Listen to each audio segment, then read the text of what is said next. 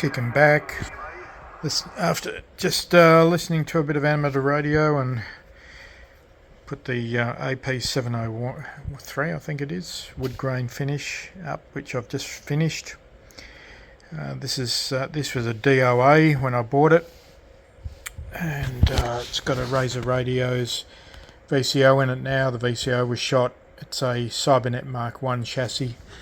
It's the same as a GEA model, Electrophone CB550, and probably about 100 other different radios.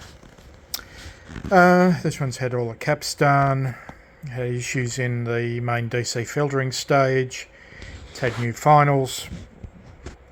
The readout, I replaced that yesterday. That was missing segments. What else? I gave it a final tune. It's currently sitting on around about quite a bit for a Cybernet radio.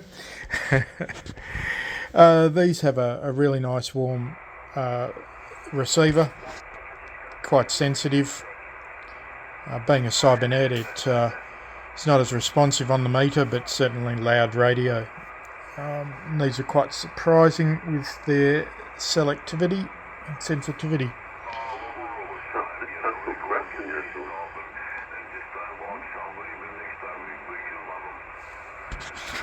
So I've just turned this on. It's pretty much there, spot on. There's no real warming up. Just go into AM. There we go. It's about 300 hertz off. It's fine. Just needs a tiny adjustment, which I haven't done because there's been so many things wrong with it. So finally got it right. I've got a GE mic on it, the original, which I wired up via the 5-pin DIN. This was completely restored, the best that I can do. This was all gouged. It had a person's name in the top, either done with a soldering iron. The covers were really bad.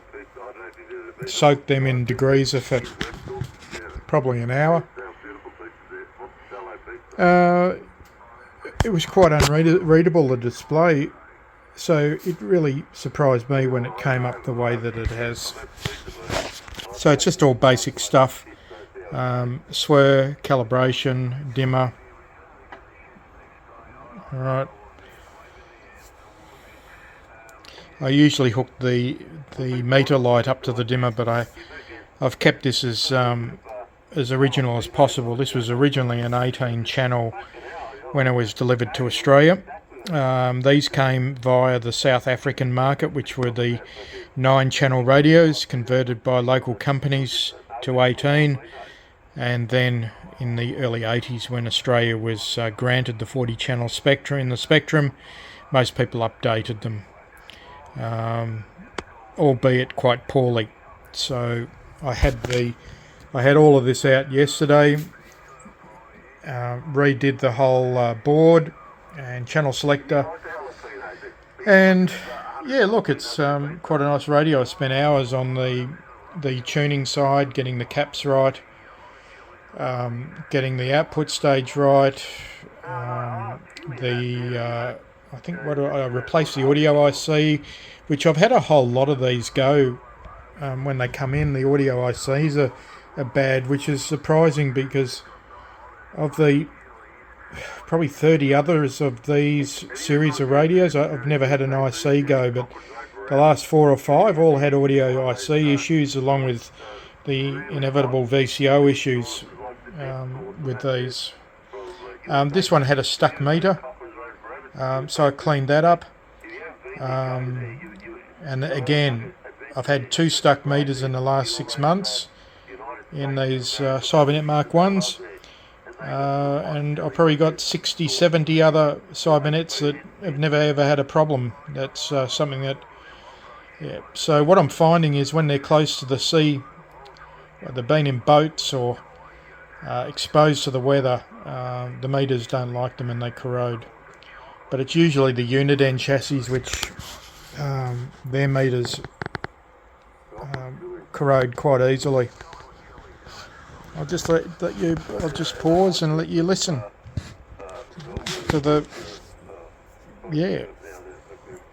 Oh, volume, CB, mode switch, squelch.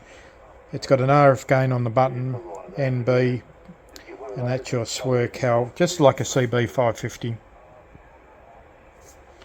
Modulation on AM, but it also works on SSB.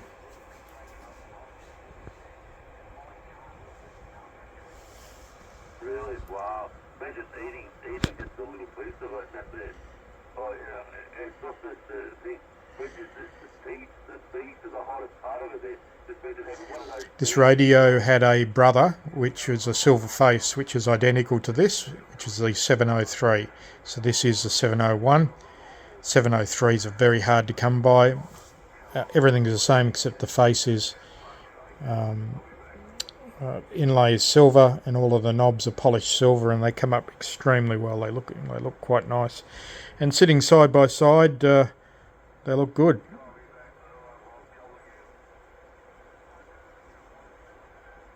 Very similar to the Signet here in Australia, which was sold in the Kmart stores. Well, I reckon, if it's too hot, it's either have some milk or I reckon yogurt. Yogurt's a good thing to calm it down out there, but anyway, it's all good.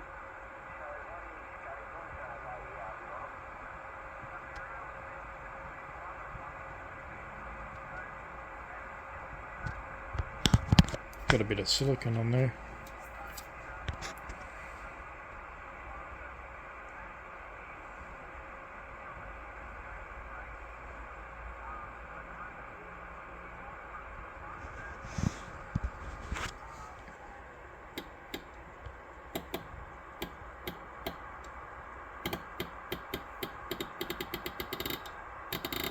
It's quiet. Not something that's sort of out of control.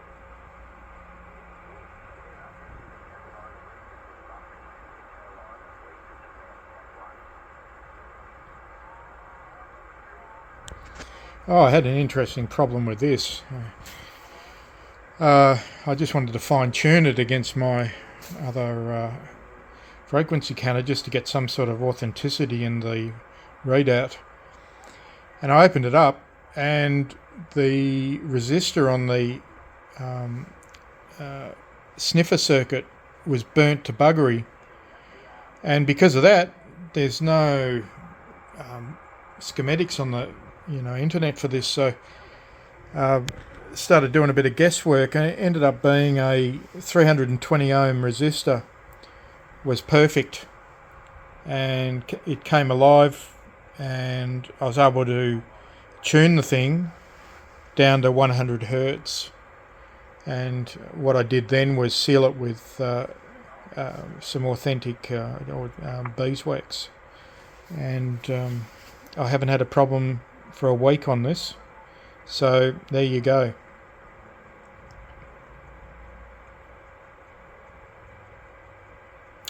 Alright, that's your lot. That's 8 minutes 39 seconds. Thank you very much. It's Pull Apart Paul.